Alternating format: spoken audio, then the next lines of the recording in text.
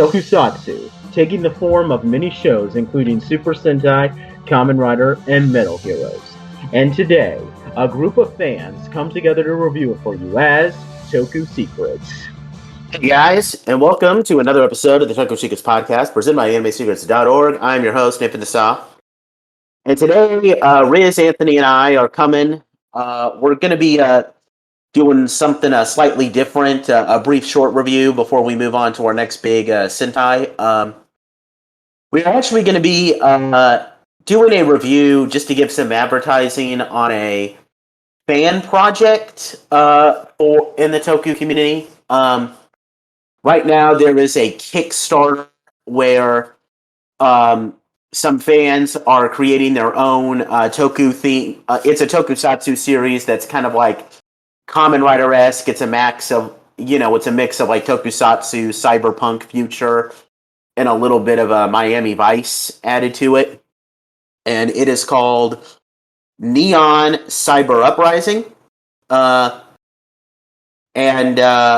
The first 17 pages of the number one issue have been released, just as a little bit of an advertisement, and we have all read it. So we want to kind of, just give our early thoughts on it, and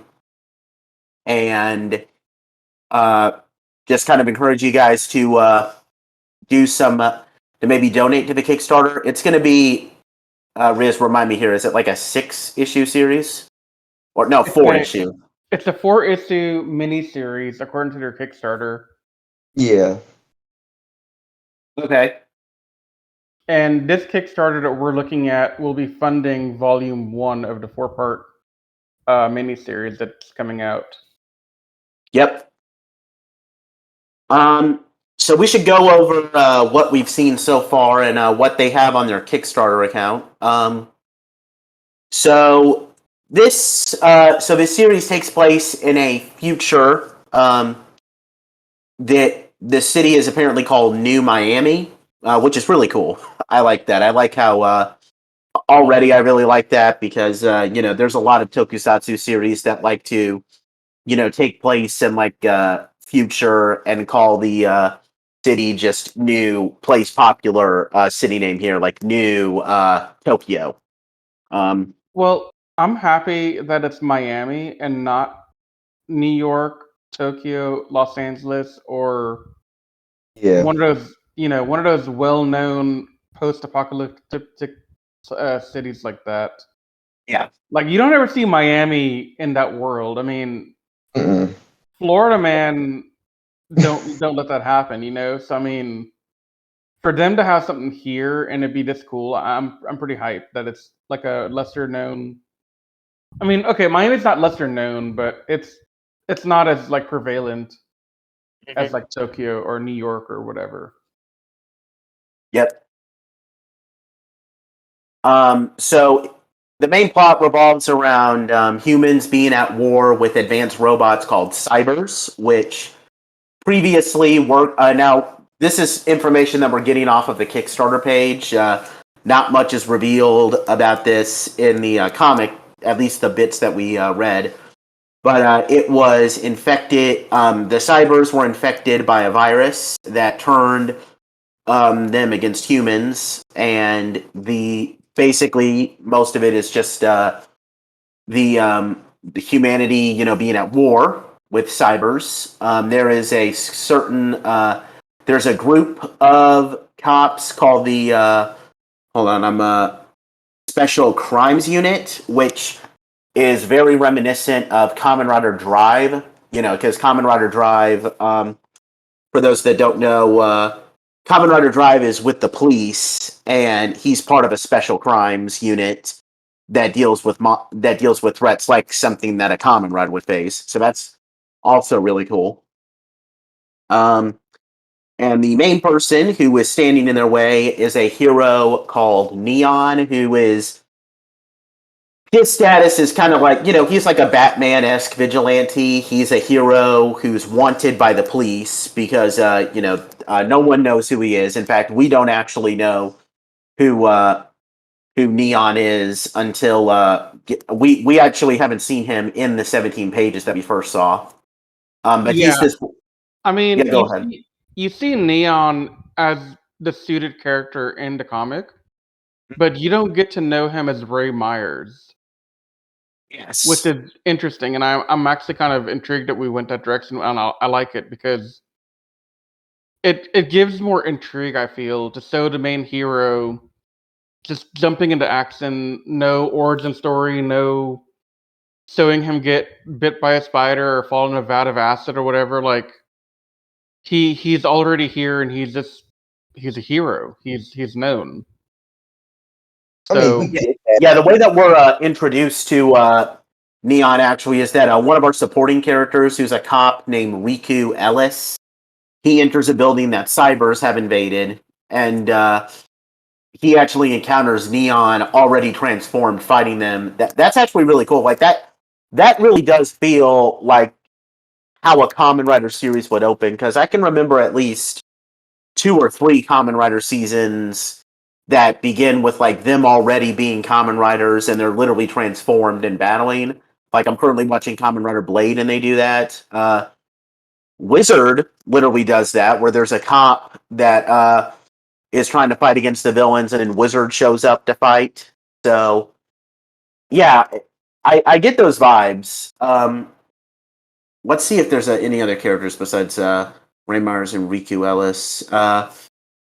We have Sophie Gordon, who is a computer genius and is kind of like she's like, I guess she is to Neon what someone like Barbara Gordon, like Oracle, is to yep, Batman, which is that would funny. be Which is because funny last name's because her last Gordon. name is literally Gordon.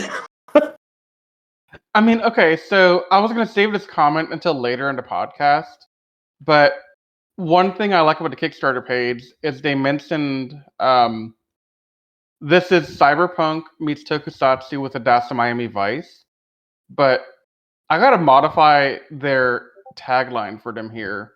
This is Cyberpunk meets Tokusatsu with a dash of Miami Vice, Batman, and The Matrix. Yeah. Like I don't, not Matrix in the sense of like they're trapped in a computer world or something. I mean, maybe they are, but I don't think so. But just the kind of vibe I've been getting of like Detective Riku and Neon, it reminds me a lot of The Matrix, and that's honestly a really cool thing to be mixing all the different type of vibes into one comic like that. Mm-hmm. That's pretty much it. The with like plotting characters and all that. We didn't really get much of like an ongoing plot revealed in the section. We just got to see a lot of action. It's really great. I've as someone who's been reading a lot of comics recently, I really like. I think the artwork is great. Neon looks pretty good. I do want to say, and Anthony kind of pointed this out before we started recording here. His his helmet and visor looks a little too much like it's inspired by Kamen Rider Build, but it's not a big deal. I do think though that Neon is definitely more Kamen Rider esque than Super Sentai though, because he uses this belt that gives him his weapons. And one thing that I really love is that there's a point in the comic where he's using this attack and he like hits something on his belt, and they actually have these little like sound sections where they're saying like speed slash ready, which that's a very nice touch, because Kamen Rider stuff does that all the time. When Wizard is gonna perform an attack, he's all like Shoine kick strike, Kamen Rider Dime, like, Zoya Orange Arms. You get what I'm saying? Yeah. I I really like those sound effects there. But what do you got? What are your guys' thoughts on this? Go ahead, Anthony. I know you got some stuff to say. I actually really enjoyed it. When I thought I was like, okay, this is actually pretty interesting. And like, I think Riku's actually a pretty cool character too. Like, I don't know what it is. It just reminds me of like, um, the dynamic kind of reminds me of Kuga a little bit. Except I don't think that Neon's identity has been revealed to Riku yet. It's kind of similar, I guess, to Batman and I guess Professor. Jim Gordon. Yeah, I was about to say Inspector Jim Gordon, but I said Professor Jim Gordon. not an inspector, professor. I don't know why I thought Professor. I was like, yeah, he's a professor, right? I'm like, no. No. But no, yeah, he definitely has a Batman and Jim Gordon kind of vibe going here, which again feeds into my tagline update where I say that's the Miami Vice and Batman. Yeah, definitely agree with you on that. I mean, the thing I like about this the most, I think, so I can't think of a Sentai outside of maybe Mega Ranger that's even somewhat based in a cyberpunk kind of setting. And I mean, for me to say Mega Ranger is based in that is a real stretch, in my opinion. I mean, correct me if I'm wrong here, guys, but it's a stretch to say that. It definitely has a vibe of it, but it's not fully cyberpunk in that season. I mean, maybe. Pardon me. Maybe Go Busters, slightly. I don't know. I mean, not to this degree. Well, Not, I don't know many Common Rider series that take place in in that type of setting either. and there's no Power Ranger series that I can. No, there is no Power Ranger series even close to this. So, to me, as a fan, somebody who loves cyberpunk and who loves tokusatsu, seeing Stephen Coburn, who's the creator of this comic and like the main force behind it, kind of blend cyberpunk with tokusatsu is really awesome. And I mean, the only way it could have been even better is if there was a Sentai team with Neon, but honestly, that's way too much extra research that I don't blame them for. Like, maybe if they go to like a full series of comics after the miniseries, they could do it. But I think for the 4-part miniseries you're doing right now, having only Neon is perfect. Mm-hmm. Also, I gotta say the villain we got at the end, he is really awesome. What villain are you talking about? The gold armor guy. Oh yeah. He looked pretty cool. I loved his suit a lot. I don't remember if we got his name or anything, but he's definitely really cool, and his suit design is really awesome to me. But yeah, like y'all said, this is a really well drawn and animated comic. I mean, honestly, looking at just the cover page again right now, they could make like a real an anime or like a cartoon off of this, and if they had the budget and capital, I think they should. Because, dude, this is a great story, I would and the watch it. animation. I'd love to watch it. Hell, if they had like anything similar to this in like tokusatsu, like in a TV series or movie format, I'd be all over it. Yeah, I mean, Actually, okay, you know what? I take that back. There is something Toku-like that's similar to this, but I don't consider what I'm talking about a tokusatsu.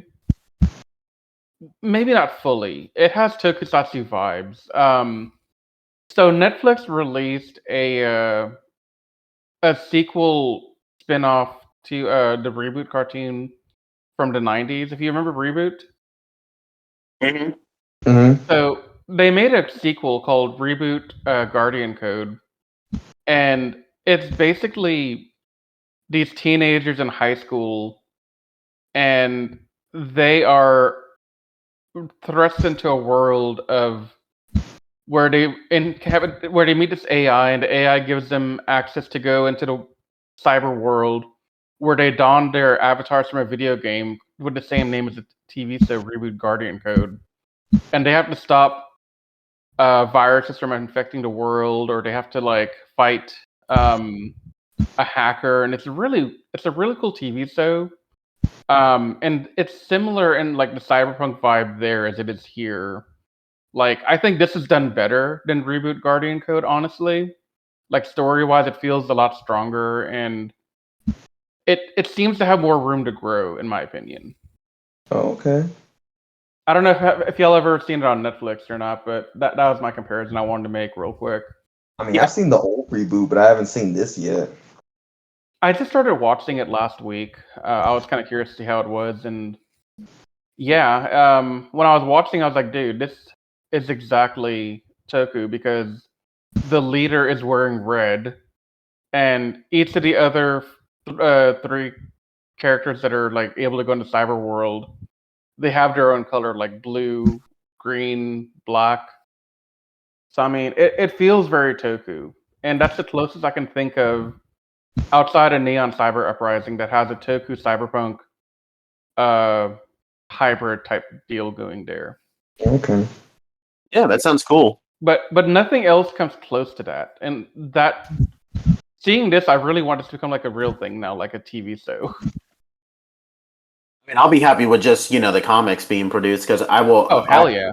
I really Right. want to read this thing now. So I'm actually I'm looking at their pledges on the screen to see what the different levels are.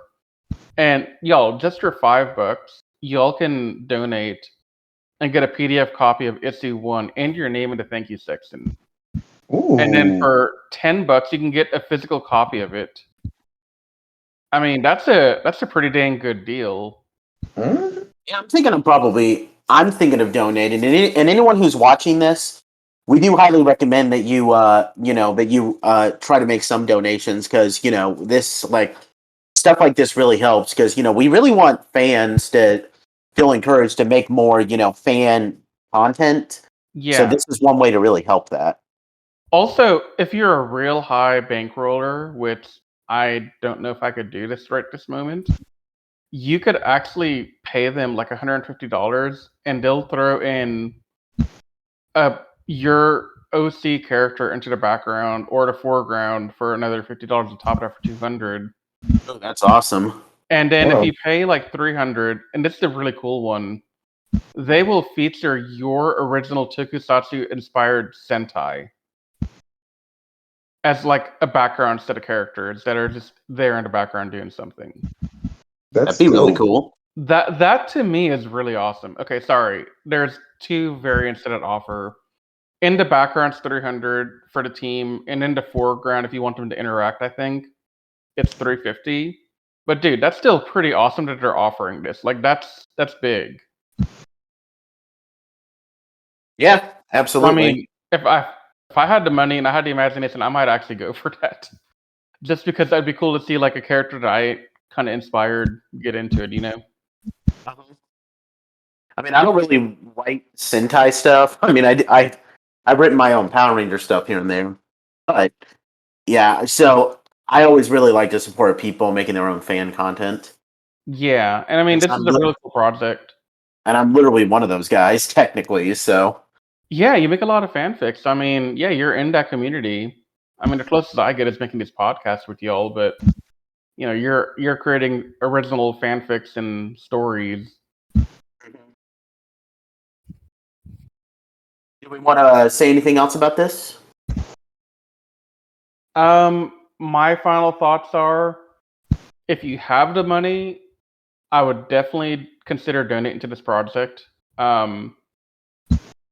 It's a really the preview we got from Steven is really cool. I'm really happy that I found his Twitter post saying if any podcasters want to review this and get the word out there, please do. And I'm glad I responded and said, hey, I run a podcast. Let's do this. Yeah. Anthony, you want to say anything else? Please, please, please, guys, donate what you can. Project. That's all I gotta say. Yeah, and I second what Anthony says. Yeah. Definitely get out there and donate to this Kickstarter, guys. Just for the sake of fandom content. And y'all, they're close. They're getting really close to being done with Volume 1 on the Kickstarter. They need less than $300, I believe. Yeah, they literally need less than $300, and they have 26 days left to do it. Okay. So I That's mean, awesome. I think they can hit it, and I think it'd be really cool if they could hit it. Yeah. So, but yeah, that's all I had to say. Yeah, I think we've said everything here. So, like we said, definitely try to donate to this Kickstarter if you can. I mean, even just $5 will probably work. So, with that being said, we are the Toko Secrets podcast, and we thank you so much for checking out this little brief short video. If you like this, like we said, please donate to this Kickstarter. Like this video. Subscribe to our YouTube channel if you haven't already subscribed. Check us out at animesecrets.org. And check us out at Anime Secrets on Twitter, Instagram, and Facebook. Once again, we thank you guys so much for watching. And we will see you guys next time when we take a deep dive into our next big Sentai project. We'll see you then. See you guys.